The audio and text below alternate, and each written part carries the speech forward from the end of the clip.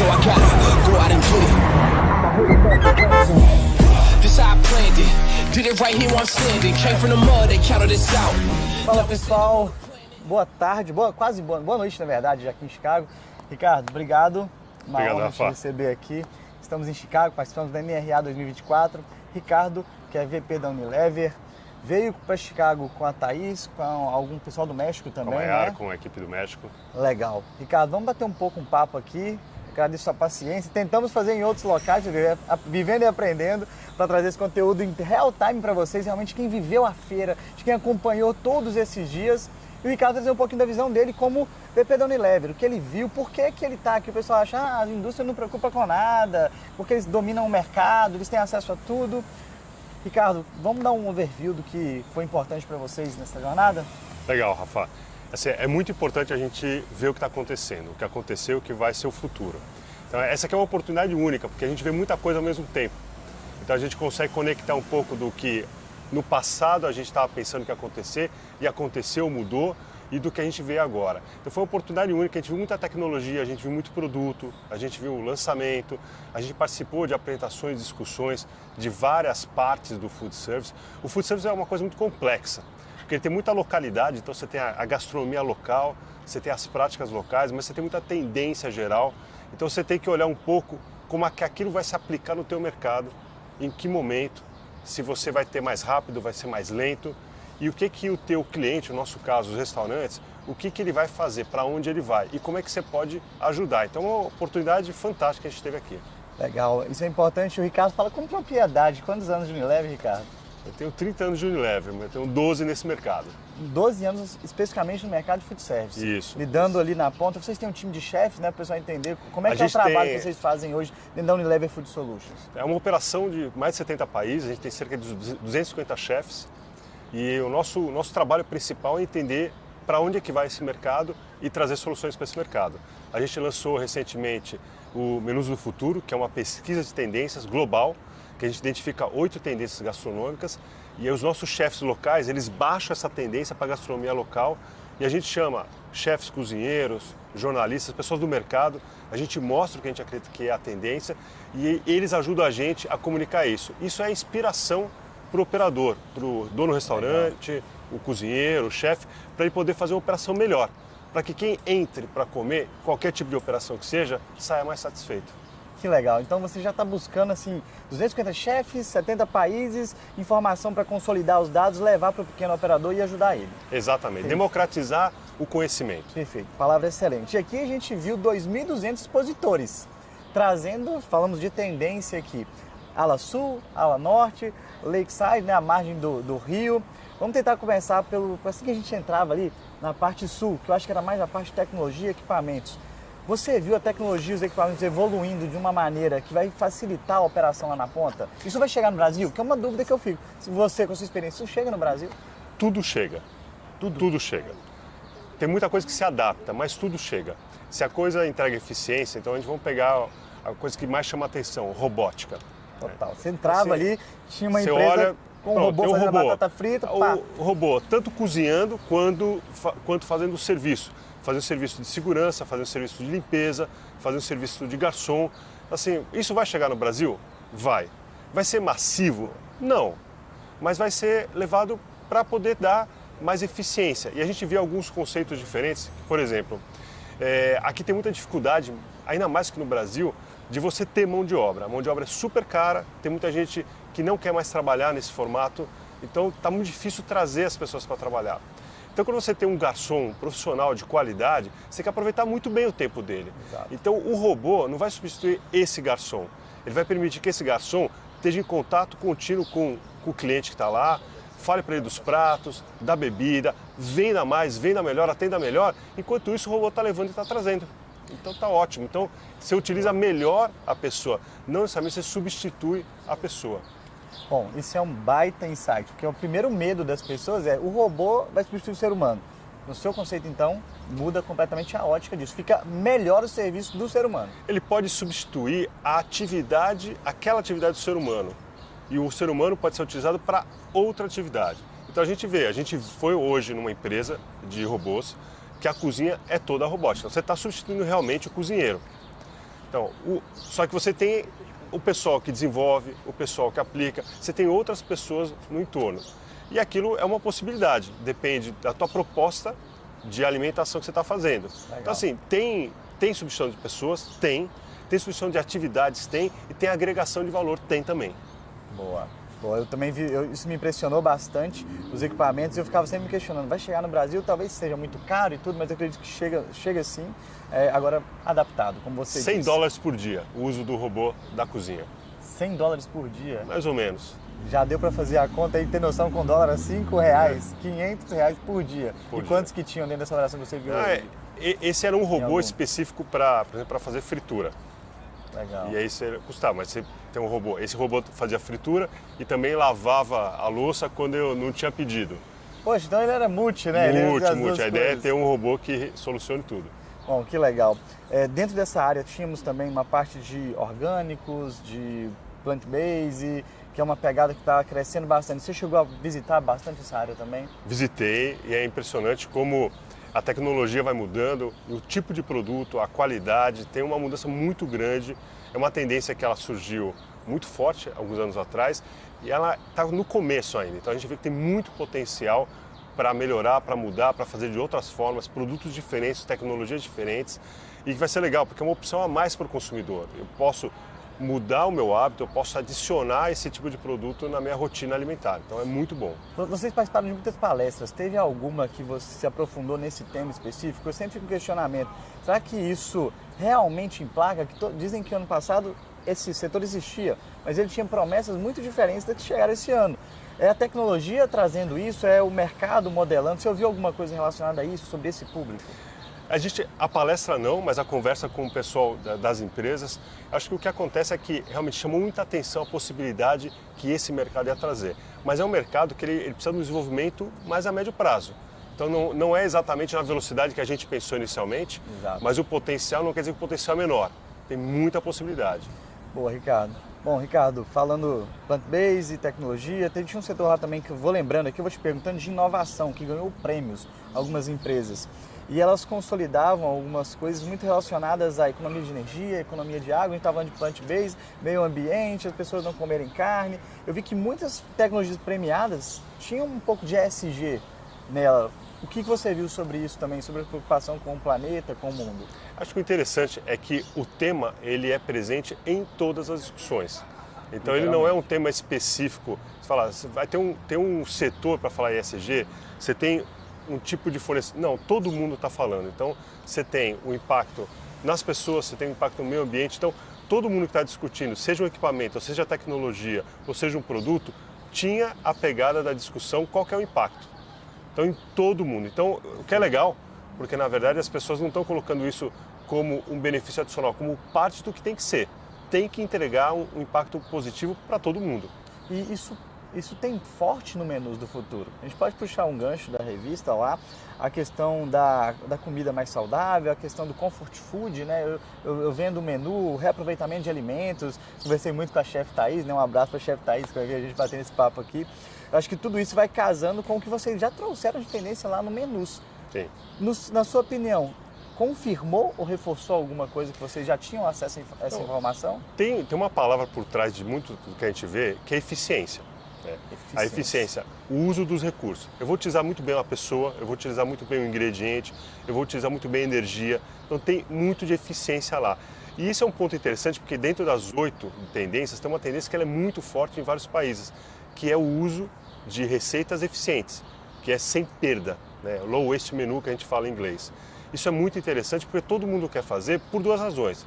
Primeiro, porque não faz sentido a gente jogar comida fora sob qualquer ponto de vista. Correto. Mas tem uma outra coisa interessante, que você tem forma de aproveitar melhor os ingredientes que antes iriam para o lixo e que você consegue fazer pratos ou preparações que são diferentes porque você está utilizando aquele ingrediente.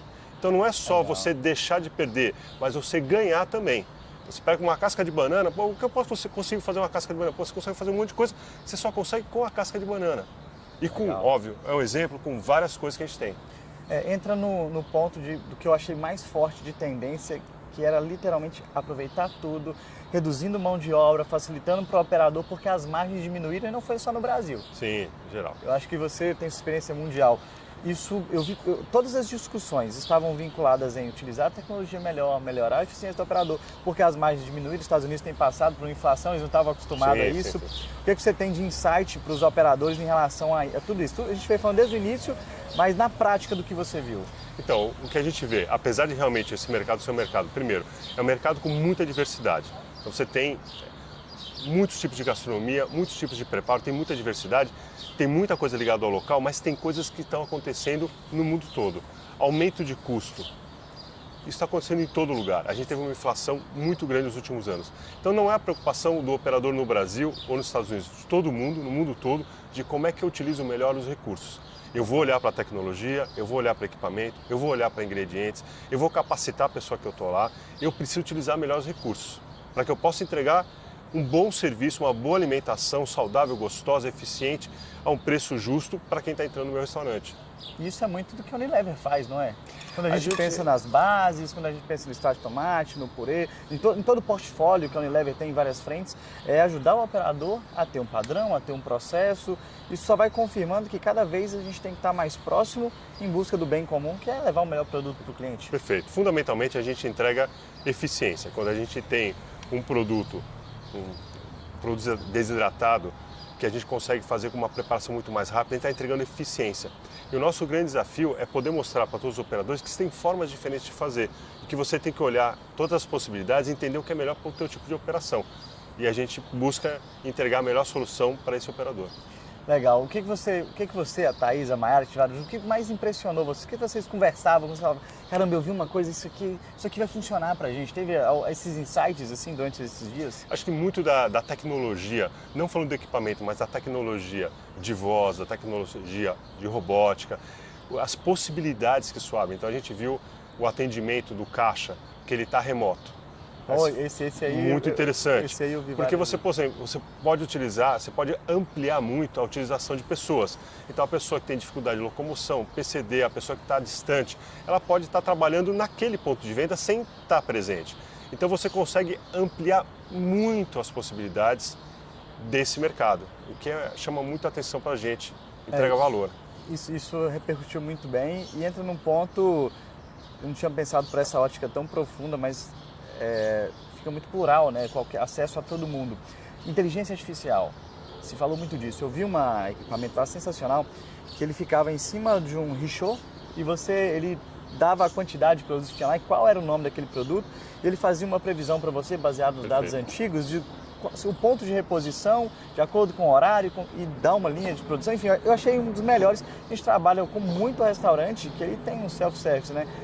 Eu vi essa aplicação, eu achei que é uma ótima aplicação. Você acha que realmente, a partir de agora, tudo vai ter IA? Então, eu acho que hoje já tem muita coisa com IA. Na verdade, IA não é uma coisa tão recente, é que agora tem um boom muito grande, as pessoas têm a visibilidade e a possibilidade de interagir diretamente. Mas eu acho que o interessante disso é como é que você vai conseguir integrar os pequenos operadores nesse tipo de tecnologia. Porque o que a gente viu, e aqui nos Estados Unidos, a gente conversou com um apresentador que ele escreveu um livro sobre a parte de tecnologia, ele falou, o desafio é que são centenas ou milhares de fornecedores. Então eu sou pequeno, como é que eu começo a digitalizar, a colocar inteligência na minha cozinha, na minha frente, na gestão dos meus consumidores, como é que eu faço isso? Eu acho que também tem um papel nosso da indústria de tentar ajudar essa transição do operador, desse offline que está hoje, que é muito manual, para um mecanismo mais eficiente para ele poder focar o trabalho dele, o tempo dele e entregar aquela alimentação legal, com melhor informação, que ajuda ele a controlar estoque, fazer a compra correta, ver o que tem desperdício, mensurar o desperdício. Então, muita informação para ele operar melhor, de uma maneira simples. Porque esses operadores independentes, eles muitas vezes fazem de tudo sozinhos. Então, essa tecnologia vem ajudar muito, porque vai entregar um valor que hoje ele não consegue capturar sozinho. Isso chega acessível, Ricardo? Tudo parece muito caro num primeiro momento. E você falou de educação, educar o operador. Acho que é o maior desafio, é convencer, falar assim, olha, testa isso aqui. O cara às vezes tem 30 anos fazendo a mesma coisa. Vai ser acessível e vai ser treinável? Eu tenho certeza que sim. Se a gente pegar no nosso histórico nos últimos anos, tem tanta coisa que hoje é natural e não era há pouco tempo atrás. Então, acho que sim. O processo de fazer isso é um processo progressivo. Acho que começar com uma ferramenta clara, simples, eficiente, que entrega o valor e que abre a porta para outras ferramentas. Acho que é um pouco do que a gente faz muitas vezes no nosso caso, que a gente mostra uma solução e isso abre a porta para outras soluções. Vocês têm os chefes, para o pessoal até entender um pouquinho, os chefes que você tem no Brasil, os meninos, né, as meninas que estão atendendo, vou lembrar, vou falar um nome ou outro aqui, a Thaís, o Michael, né, o Igor, que receberam lá, seu time todo. Isso tudo vai chegar na ponta para eles e vocês responsáveis pela transição do mercado. Eu acredito que eles vão chegar, você vai passar as informações e eles têm que levar isso para o operador. Isso já é uma realidade para os próximos dias? O nosso compromisso de quem veio aqui é de levar para o time que ficou nos países, levar um pouco do que a gente viu, do que impacta diretamente o nosso negócio hoje, que vai impactar no futuro, para ter uma participação de todo mundo na criação desse futuro. Então, esse é o nosso compromisso. A gente volta, a gente conversa, a gente faz projetos, faz iniciativas, para a gente poder também conversar com os nossos clientes, os nossos operadores, e falar, olha, que a gente viu isso aqui, é para isso que vai. Por isso, Menus do Futuro. É uma pesquisa que a gente fez globalmente e o nosso compromisso é compartilhar a informação, como a gente vai fazer agora. Legal. O Menus, eu tive o prazer que para o Brasil esse ano escreveu um artigo falando sobre o compartilhar, né? Então vou trazer um pouquinho desse tema do compartilhar. Você teve alguma percepção em relação a mais comidas, restaurantes para atender famílias? Ou você acha que o negócio está indo mais para a de delivery? Está diminuindo a questão do salão? É um modelo híbrido? Como que está esse compartilhar? Ele mudou? Ele é em casa? Você acredita que ele é fora? Então, a gente, assim, é interessante vir na feira porque você vê que tem de tudo. E tem segmentos diferentes, formatos diferentes. Então tem algumas coisas que a gente vê, as tendências que aconteceram, a gente sabe, na pandemia cresceu muito o delivery, mas no final assim, tem modelos diferentes funcionando bem. Então não existe um modelo que funciona bem, tem vários modelos que funcionam bem, com gastronomias diferentes, com atendimento diferente, com formato diferente. A gente vê que tem muitas tendências surgindo, algumas ficam mais massivas, mas tem muita oportunidade. Esse é um mercado que tem muitas possibilidades. Acho que o legal desse mercado é a quantidade de possibilidades, ou seja, o cozinheiro, que é um apaixonado pelo que ele faz, ele consegue impactar positivamente o mundo através da paixão dele, porque tem todas as possibilidades possíveis. Se ele conseguir fazer, entregar valor para quem está entrando, dá certo. Nossa, isso é incrível, porque realmente o que a gente vê do nosso mercado é paixão, é tesão, é amor, isso é muito perceptível de uma forma geral do que a gente percebeu aqui. Conversei com muita gente, né? Viemos com a delegação com 200 brasileiros, então tinha grandes empresas, tinha pequenos operadores, todo mundo buscando. Eu acho que o conceito que a gente chega não existe uma eureka. Esse mercado está sofrendo uma rápida transição, uma rápida mudança e durante os próximos anos eu acho que muita coisa vai mudar. Agora, vai mudar para melhor para todo mundo? Olha, tem mudado melhor para todo mundo. Não tem sido fácil. Esse não é um mercado fácil. Acho que tem muita gente que está fora desse mercado, né? Muita gente tem sonho, né? Eu gostaria, sonho de abrir um restaurante. Ter um restaurante é muito difícil. Ganhar dinheiro com restaurante é muito difícil. É bom ouvir isso, ouvindo o mercado. E eu falo muito isso, o pessoal acha que é fato. É um mercado super atrativo. A gente trabalha com a coisa mais importante para as pessoas, que é alimentar as pessoas, né? E isso faz com que as pessoas possam fazer o que elas quiserem da vida delas, quando a gente alimenta. Mas é um mercado muito difícil. É um mercado complexo, tem que fazer muita conta, tem que cuidar de todos os detalhes. Então, assim, mas o que a gente vê ao longo do tempo é que existem mais possibilidades de você fazer o que você gostaria de fazer, com mais informação, mais tecnologia, mais equipamento. Então não tem sido e não vai ser uma jornada fácil, mas tem mais ferramenta para fazer a jornada agora. Perfeito. E o foco do restaurante, do operador que não conseguiu vir aqui, se você falasse, olha, eu vi lá, se eu fosse você, eu me preocuparia com esse ponto, porque isso aqui vai mudar o jogo para você. Então, é muito difícil, né, resumir uma feira dessa e falar, olha, são as 2, 3 coisas que você tem que fazer. Mas o fato, acho que o ponto mais importante é, levando em conta que esse é um mercado de 1000 possibilidades, que é um mercado que está se transformando muito, na medida do possível, cada operador tentar ver o que está acontecendo e ver as possibilidades. Mas como é que eu vejo isso? Você vê na internet, você conversa com os colegas, é importante estar informado do que está acontecendo para ele poder entender quais são as possibilidades para ele naquele tipo de negócio. Tem que ter essa curiosidade intelectual, tem que separar um pouquinho do tempo. A gente sabe que o trabalho do operador é um trabalho muito intenso, seja o cozinheiro, seja o comprador, seja o dono, muito intenso, mas tem que separar um tempinho do tempo para manter o contato com o que está acontecendo de mudança de tendência. Perfeito. Essa é uma sugestão clara do que vocês devem buscar. Eu acho que realmente o conhecimento, eu não conseguiria também reduzir isso a uma frase ou a uma palavra. Uma das coisas que chamou muito minha atenção, que era sempre o cliente-centrismo. Isso é uma coisa que no final de tudo, o que a gente sempre viu? Aumentar a retenção. Eu vi muito relacionado a isso. Às vezes o restaurante fala, eu não consigo vender, mas quando ele vende, ele não consegue manter o processo, não consegue entregar o mesmo serviço sempre, ele não consegue simplesmente encantar, um encantamento. Tudo que a gente viu, eu acho que parte para o encantamento do cliente final. Ricardo, vamos tentar... E eu acho que tinha, desculpa Pode falar. Mas eu acho que realmente tem 2 pontos. Um ponto era esse, em todas as discussões no final, o ponto principal é como eu vou fazer que o meu consumidor, meu guest, que a gente fala aqui, ele saia satisfeito. E acho que tem um ponto que está aumentando muito e que era menos falado no passado, é como eu mantenho o meu funcionário engajado com a minha proposta. Então, se antes também você falava sempre muito do consumidor e está falando cada vez mais, mas tem uma outra parcela, eu preciso que, para fazer esse encantamento do meu consumidor, eu preciso que o meu funcionário esteja engajado. E como eu faço para ficar engajado? Acho que essa é uma combinação que aí você coloca a tecnologia, você coloca a eficiência, com o meu funcionário engajado nessa proposta, eu vou atender o consumidor. Eu concordo 100%. Eu senti o feeling, minha cabeça foi matutando que realmente as coisas estão extremamente interligadas. A gente vê aqui as mesmas dificuldades, a gente falou isso do começo aqui, de contratação, de mão de obra, e eu sempre falo, não tem como você vender o seu sonho para o seu colaborador se você só reclama.